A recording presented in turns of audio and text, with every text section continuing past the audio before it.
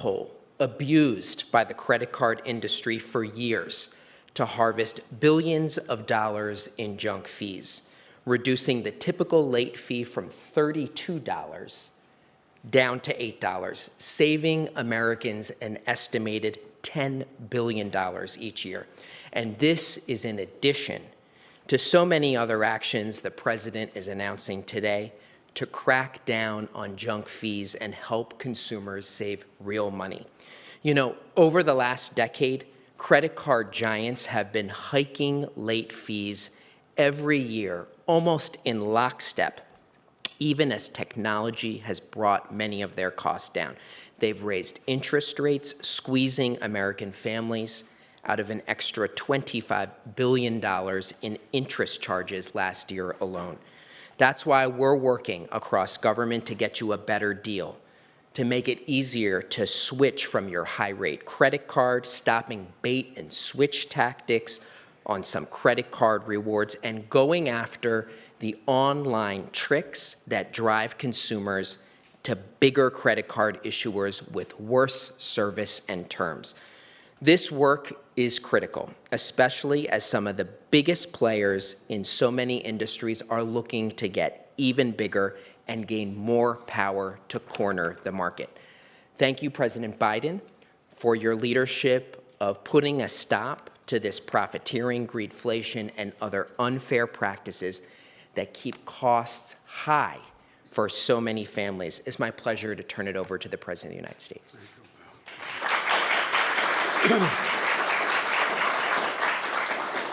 It's good to see you all. It's nice to see you all in one spot.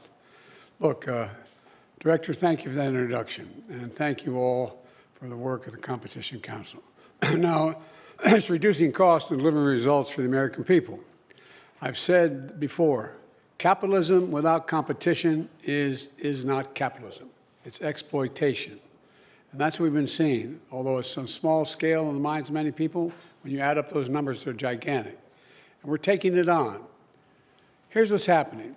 The pandemic disrupted the supply chains. We all know that. I remember I didn't think as many people had any idea what a supply chain was. And we all learned really quickly. It drove up cost on everything from smartphones to automobiles. But also, now those costs are making things have come down. But the prices haven't come down. They've stayed up. They've stayed high. And the profits have soared. It's time for those prices to come back down. Look, the good news is inflation is the lowest it's been in 3 years. And last year alone, inflation came down by 2/3. We have one of the lowest inflation rates in the world. Many companies have done the right thing. They've helped lower costs for Americans. But even as supply chains are back to normal, some companies are still not passing along the savings to their customers. Many corporations are raising their prices to pad their profits, charging folks more and more for less and less. In fact, some of the small snack companies, you won't you won't even notice what they're doing. When they charge you just as much for the same size bag of potato chips, only has a hell of a lot fewer chips in it. I'll tell you who did notice, the Cookie Monster. He pointed out his cookies are getting smaller, paying the same price. I was stunned when I found out that's what actually happened. But some companies are also adding junk fees. You know, the hidden costs that are added to your bill without your knowledge. And some companies have been even caught breaking the law while overcharging consumers. The American people are tired of being played for suckers. I mean, it's one thing, no matter how much money you make, no matter how rich or poor or middle class you are, you don't like being taken advantage of. That's why today I'm launching a new strike force on unfair and illegal pricing to crack down on companies who break the law while keeping prices high for American consumers.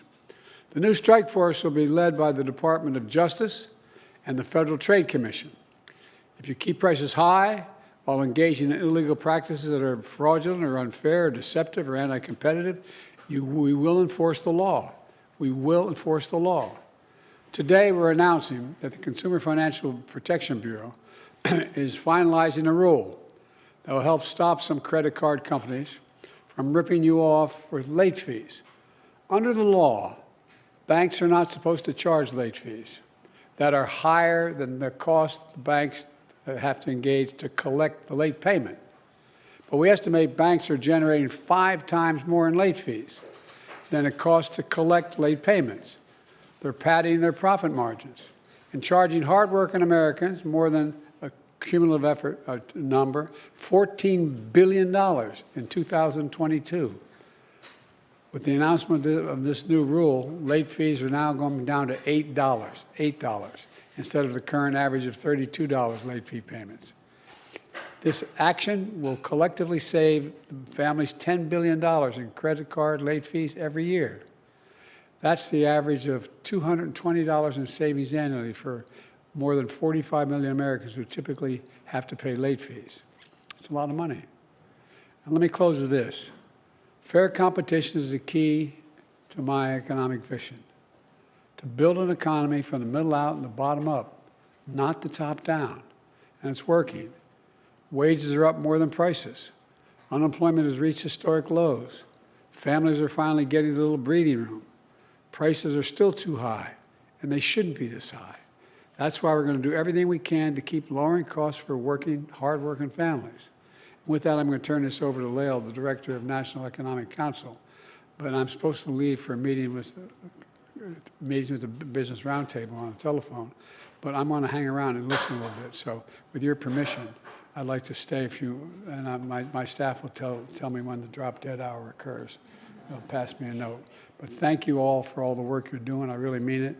It makes a big difference.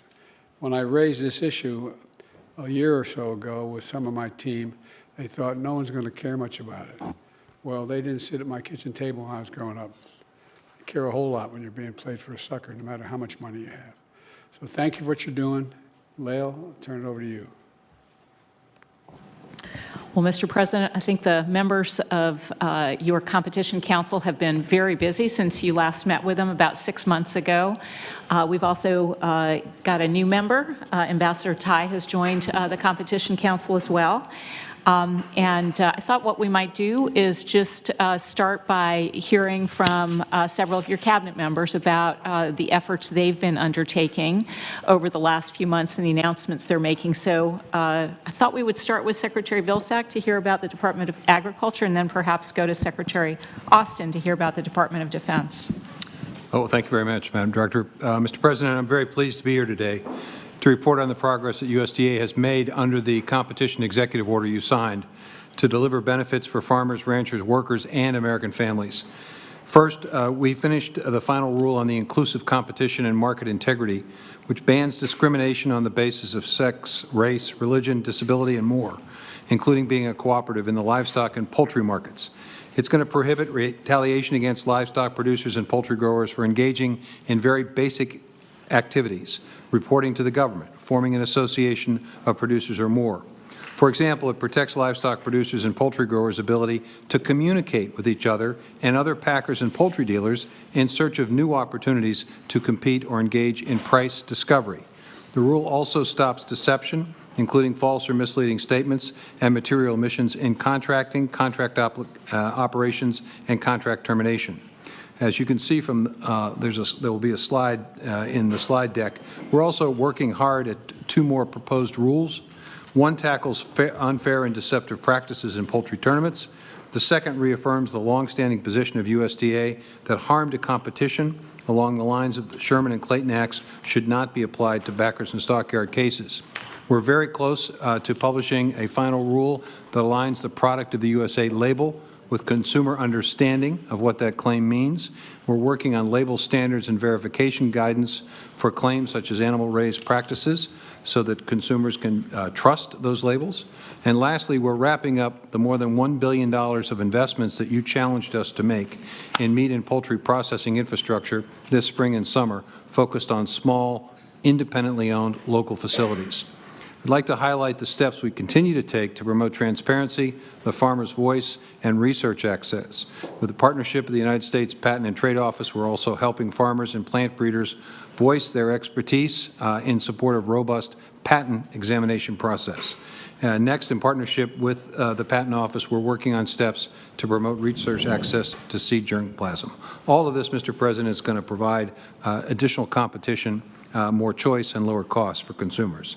And that's just a few of the many ways we're promoting competition at USDA, from domestic and sustainable fertilizer capacity, which you ordered, to food system transformations and more. USDA is using our expertise and balance sheet to bring down prices for consumers, promote fairness for farmers and workers with the Department of Justice, and shoring up the resiliency in our food and agriculture supply chain, all of which you directed and challenged us to do. Can I ask a question? What kind of response you're getting from farmers, and particularly livestock producers? Mr. President, they welcome these changes. For far too long, they felt that they were at the mercy of a relatively small number of integrators and processors. So to the extent that they now have more options to be able to process their cattle at local and independently owned processing facilities, some of which are farmer-owned, to the extent that they know that they have a balanced playing field, that they understand better who they're doing business with, they understand that they have certain rights, that they can, in fact, seek a better deal. All of that, I think, is something that's been very much desired in the marketplace across all farm groups and across all associations. So this is very, very popular with farmers. Remember, you raised me almost 4 years ago on a trail in Iowa, and it's good to see it's underway. What's the next most important step? I'm not going to ask everybody these questions, but I'm just curious. I think, Mr. President, it's basically providing an opportunity for small and mid-sized farming operations to stay in business. Previous administrations have taken the attitude, you got to get it big or get out. That's really helping the large-scale farming operations. Your administration, for the first time, is creating an option so that people can stay in business and pass their farms on to their families. I can't emphasize how important this is. We've lost 554,000 farms since 1981. That's all the farmers today in North Dakota, South Dakota, Minnesota, Wisconsin, Illinois, Iowa, Nebraska, Colorado, Missouri, and Oklahoma. Gone. Your administration is trying to put a stop to that. Thank you. Thank you. Yeah, I think that's a great example of the many ways that by giving small farmers, small ranchers a fair shot, we're also helping to bring prices down for American consumers on things like poultry and meat. One of the unique facets of the Competition Council is that we've really seen every cabinet agency increasing competition. And I think Secretary Austin has undertaken a number of really important initiatives at the Department of Defense. So, Mr. Secretary, perhaps you'd like to talk about those next. Thanks, Leo. Mr. President, as you know well, competition is vital to our defense industrial base.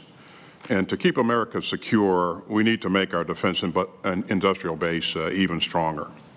In January, the Department released our first ever National Defense Industrial Strategy. That's our blueprint for building a more resilient defense industrial base that's postured to deliver capabilities to our warfighters at speed and scale. And that means expediting or expanding our relationships with small and non-traditional companies and industries to diversify our supplier base and lowering barriers to enter in the defense marketplace. And so over the next 6 months, Mr. President, we'll keep pushing to implement that strategy and foster a more resilient, modern, and competitive defense industrial base. Now, Putin's ongoing assault on Ukraine has underscored how important this is. Our security assistance has kept the Ukrainians in the fight and saved lives. And it's also strengthened our economy. These investments have expanded facilities and created jobs for American workers. And the weapons that we've sent to Ukraine to help defend itself are made in America by American workers nationwide, from Texas to Ohio to Arizona. Now, Ukraine's fight also shows that we urgently need to expand our own production capabilities and coordinate even more closely with our partners and allies. And we need Congress to pass the National Security Supplemental and the full-year appropriations so that we can keep investing in our industrial base. And I appreciate everyone here and your support to make the President's executive order a reality. These initiatives will promote competition and revitalize our defense industrial base to keep America safe in the 21st century. Thanks. I have a lot of questions. I better not start the questions. I'll get in trouble.